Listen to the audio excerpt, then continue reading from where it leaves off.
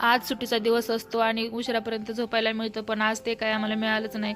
कारण बघा आज सॅटर्डे आहे आणि आज यांना सॅटर्डे असूनही ऑफिसला जायचं होतं. तर हाय हॅलो नमस्कार, कसे आहात? स्वागत आहे तुमचं आपल्या ब्लॉगमध्ये. तर बघा इथे मी रेडी होत होते कारण मला आज वेदूलाही स्कूलमध्ये घेऊन जायचं होतं. तर त्यानंतर मला आता हे सगळं चालायचंच, तर आता लगेच मी नाश्त्याच्या तयारीला लागले. तर नाश्त्यामध्ये आज मी बनवलं होतं सांबर आणि त्यासोबत मेंदू वडे. तर बघा मेंदू वडे बनवण्यासाठी मी रात्री इथं उडदाची डाळ भिजत टाकली होती आणि सकाळी ती दळून घेतली आणि त्यामध्ये थोडंसं मीठ ॲड केलं. बाकी काही त्यात टाकलं नव्हतं, तरी पण ते खूप टेस्टी लागतात. चटणी वगैरे काही मी बनवली नव्हती, ते सांबारसोबतही खूप टेस्टी लागतात. तर तुम्ही पण ट्राय करा. आणि आमच्याकडे याला उडीद वडे पण म्हणतात, तर तुमच्याकडे काय म्हणतात हे मला सांगा. तर बघा खूप टेस्टी झाले होते वडे. आणि त्यानंतर बघा आम्ही मस्त नाश्ता करून घेतला, सगळ्यांना तो खूप आवडला.